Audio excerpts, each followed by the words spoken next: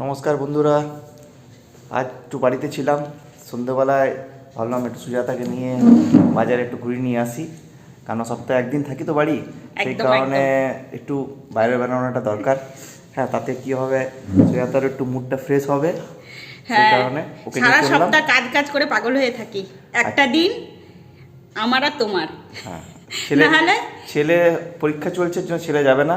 ওকে বললাম ঠিক আছে তুই ঘরে পড়, আর আমরা দুজন একটু চললাম। বেরোচ্ছি, কাজেই যাচ্ছি এইরকম না, কাজ আছে একটু, তো সেটাও হবে আর দুইজনের ঘোরাও হবে।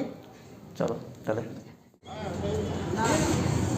ফুচকার দোকানে সুজাতা ফুচকা খাবে বলে চলে এসছে।